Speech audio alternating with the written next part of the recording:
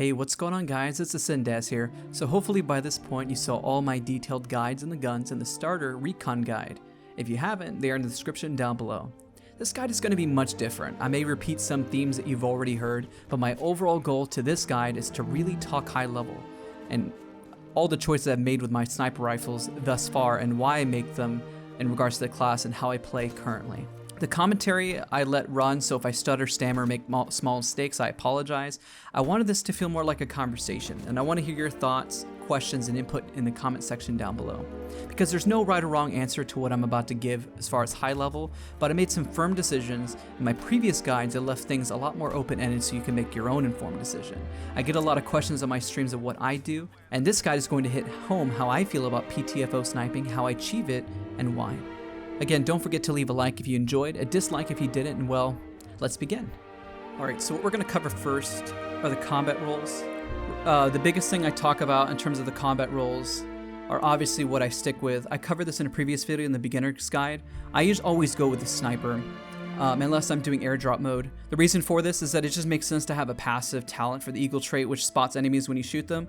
And of course, holding your breath when you replenish for each headshot. My current headshot ratio is around 83% or higher. I'm hoping to stick around 80%. And my headshot ratio with the Krags are 89% currently. So this definitely helps. Even if you're on 50%, 30%, this still helps immensely. Pathfinder, the only reason I see that you would utilize this is again because if you're using spawn beacon to spawn on airdrop and trying to get more on the ground or get to a specific location or build up the requisition points. I describe that in a later video. That's what I do. So now I really want to talk about the snipers and why I do the certain things with them. So let's go first down the list. Let's go with the Lienfeld first. The Lienfeld, as we talked about, is a very unique gun in its own right. Again, the scope isn't fantastic, the bullet drop is heavy, it has a low bullet velocity as well. The biggest thing with this gun, how you can spec it in two different ways, let's go ahead and specialize that, is actually, you can either go left, right, left, or you can pretty much go, let's reset this, left,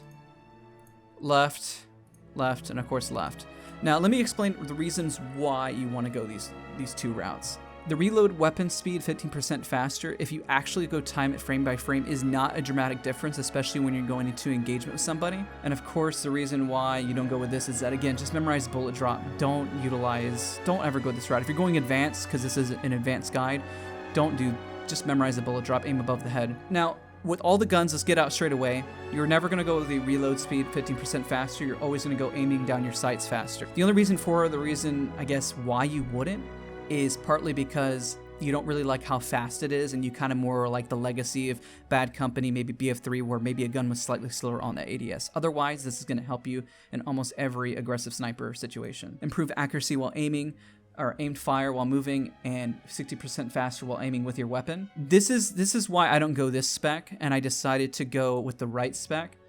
This helps a little more with aggressive sniping, because after you're sprinting, you can ADS a little bit faster or switch to your sidearm, which helps. You know, again, slings and swivels, and also getting that improved rate of fire. Whenever I'm already on the kill train, I don't really need to move in and out of cover. I'm going to show a quick example here, the difference in the movement speed. It does improve quite drastically, but if I'm trying to play aggressively, aiming down sights, I'm probably already dead. I probably already should have drag shotted on that person, and it doesn't make any sense in my head why I would go for 60% faster. For somebody newer, I actually would recommend this to get the jump on somebody. This is why in the other tutorial for the Lienfeld, I recommended this route. It just makes a whole lot of sense because somebody with improved rate of fire is not going to be able to capitalize on it, and they're not going to be able to aggressive snipe. They need the improved aim while firing, and they need these two. These are essential. So my go-to with this, again, is aim down sights 33% faster, 15% faster there, cycle through for a high rate of fire, and of course the bayonet. Boom, makes sense. This one is not even necessarily a beginner guide. You can get used to the lightning stock, or light and stock, lightning, but you get what I mean. Let's go to the next gun. So the next gun, you'll notice that I actually expect very similar to the Lienfeld. It's actually the Gavarian 5. Remember, this is a jack of all trades weapon. It does higher damage of all model. Let's go over to the specializations. Let's kind of talk through it. Again, there's two different ways you can spec it. Notice the reason why I spec this the exact same way like the Lienfeld is actually because, well, first off, it just makes a little more sense because now with the light and stock, it'll feel a lot more similar to the Krag and the K98. If you go with the light and stock and you switch between the M95 and let's say you went over to the Krag right away, these, and I'm going to come back, don't worry. I know this can be a little jarring, so I'm just going to go to specialization. Notice that this doesn't have the light in stock anywhere. It doesn't exist. So these weapons remove consistency. But if you're using the M95 and you're using the Enfield, I don't really see you using the Krag or the K98 as much. Because that lightning stock, or I keep saying lightning, the lightened stock can really actually be the game changer for you if that's what you feel you're comfortable with. But again, I go left, right, and left.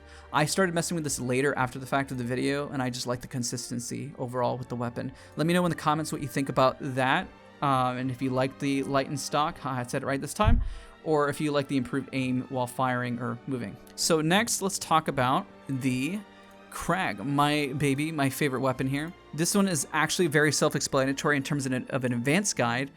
And with these low drag and bullet drop, everything like that, you don't need them.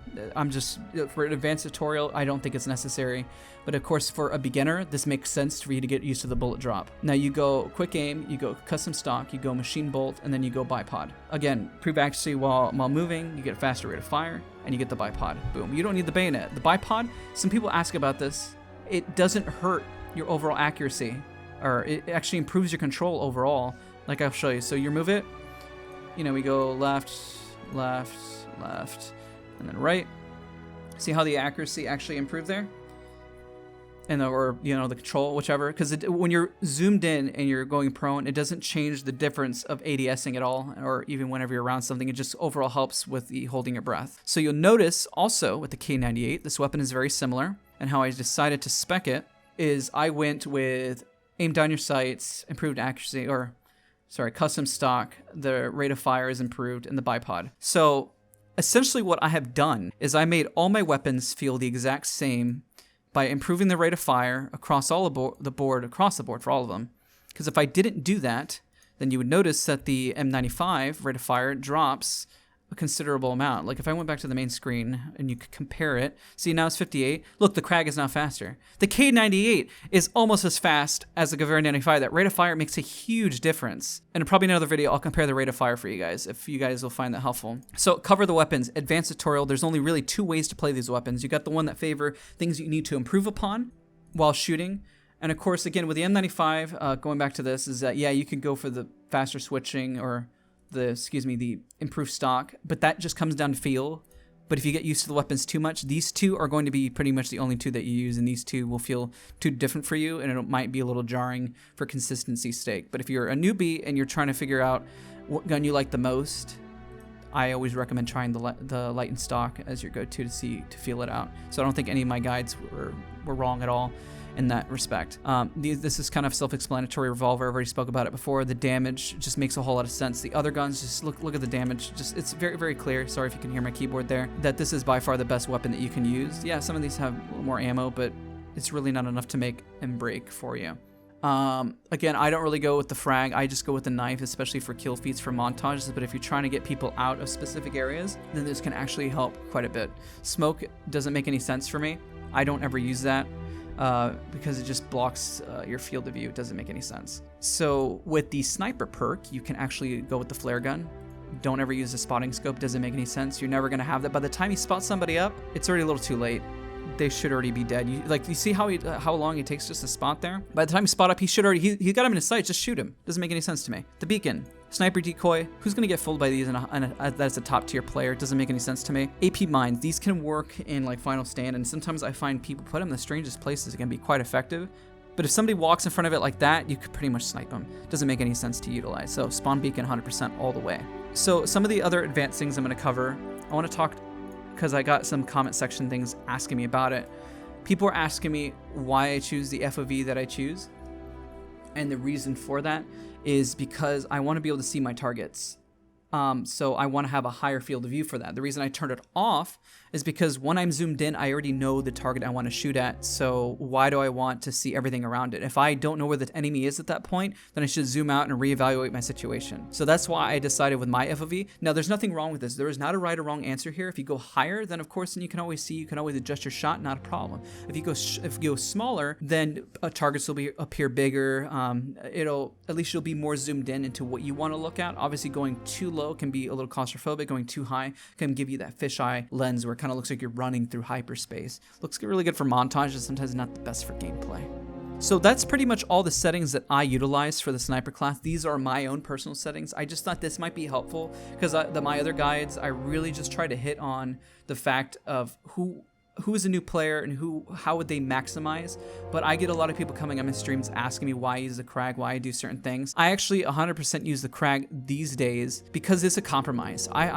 I know I could probably get better with this gun over time, but I'm just so accurate with this scope because it reminds me back of the BF4 or BF3 days compared to using, you know, the pin scope of the Lienfeld. I like the feel of the gun also whenever it reloads. I talk about that a lot, even in Battlefield 1, that the feel of the gun is really, really, really important because if it doesn't feel good or feels jarring or feels jagged, you have to get into a groove. And when you get in the groove, you know how it feels and you're always spot on with it, and it kind of gives a rhythm. That's why sometimes for me, I'm very musically inclined. If I listen to music, that kind of gets me into a groove of sniping a little bit better. Anyways, I hope this guide, more of an advanced, in-depth look, giving you more of my own personal perspective, was able to help you guys. So if you go back to the beginner guides, you'll hear me hit on a lot of recurring themes, but I hope this more conversation piece really helped push things more forward for all of you. Let me know if I didn't cover anything.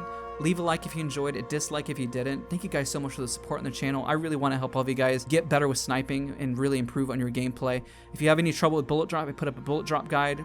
I'm going to compare again the rate of fire next. At some point, we'll go over spectator mode. I want to show you guys how to practice, how to improve on drag shots later. I got a lot planned for the channel, so I'm really excited. I hope you guys are too, and I'll see you guys in the next video. Thanks so much.